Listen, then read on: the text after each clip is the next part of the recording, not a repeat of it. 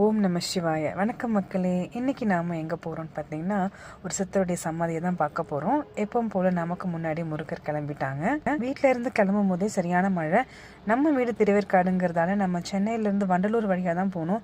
வண்டலூர் கிட்டே போகும்போது சரியான டிராஃபிக். இதனாலேயே நமக்கு 2 மணி நேரம் கிட்ட லேட் ஆயிடுச்சு. சீக்கிரமாகவே இருட்ட ஆரம்பிச்சிருச்சு செங்கல்பட்டு தாண்டும் போதே. ஸோ அதுக்கப்புறம் சென்னை டு திருச்சி நேஷ்னல் ஹைவேல தான் நம்ம போனது. இந்த சென்னை டு திருச்சி நேஷ்னல் ஹைவேல ஓலக்கூர் அப்படிங்கிற ஒரு ஊரில் ஒரு சித்தருடைய சமாதி தான். யார் அந்த சித்தர் அப்படின்னா எறும்பு சித்தருடைய சமாதி தான் பார்க்க போகிறோம். இவருக்கு பகவான் ஸ்ரீ வீரநாராயண பெருமாள் சித்தர், எறும்பு சித்தர், ஓலக்கூர் சுவாமிகள் அப்படின்னு நிறைய பல பேர் இருக்குது. யார் இந்த எறும்பு சித்தர், ஏன் இவருக்கு எறும்பு சித்தர்னு பேர் வந்துச்சு தெரியுங்களா? ஒரு சமயம் பார்த்தீங்கன்னா சுவாமியோட காலில் ஒரு காயம் ஏற்பட்டிருக்கு. அதை அவர் பொருட்படுத்தாமல் விட்டதால் அவருடைய காலில் எறும்பு வர ஆரம்பிச்சிருக்கு. ஆனால் அந்த எறும்புகளை அவர் அகற்றாமல் அவருடைய உடலையே எறும்புகளுக்கு தானம் கொடுத்ததால தான் அவர் எறும்பு சித்தர் அப்படின்னு கூப்பிடுறாங்க. இந்த பகுதியில் அடிக்கடி நிறைய விபத்துகள் நடக்குமா, ஆனால் சுவாமிகள் இங்கே வந்ததுக்கப்புறம் நிறைய சாலை விபத்துகள் குறைஞ்சதாக பக்தர்கள் சொல்கிறாங்க. அவருடைய பக்தர்கள் சுவாமிஜி இருக்கிறதுக்காக ஒரு ஓலை குடிசை அமைச்சு கொடுத்துருக்காங்க. அந்த குடிசை இன்னமும் இருக்குது.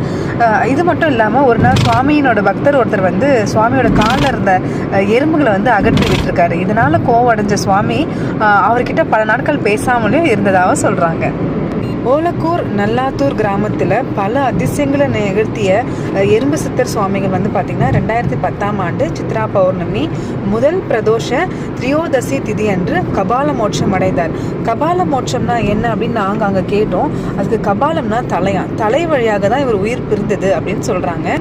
இந்த மாதிரி கபால மோட்சம் அடைந்தவர்களுக்கு மறுபிறவியே கிடையாதாம். இந்த உலக வாழ்க்கையிலிருந்து வெளியேற முடிவு செய்த பல துறவிகள், யோகிகள், ஞானிகள் மற்றும் தவசிகள் தங்களுடைய சட உடலை இந்த உலகத்திலே விட்டுட்டு அவங்களுடைய உயிர் சக்தி என்ற பிராணனை, ஆத்மாவை உச்சந்தலையில் உள்ள பிரம்ம மந்திரம் என்ற துவாரம் வழியாக தான் வெளியேற்றுவாங்க. இதுக்கு தான் கபால மோட்சம் அப்படின்ற பெயர் இருக்கு. இவர் மட்டும் இல்லைங்க, வடலூர் ராமலிங்க சுவாமிகள் கூட கபால மோட்சம் அடைந்த ஒரு சித்தர் தான்.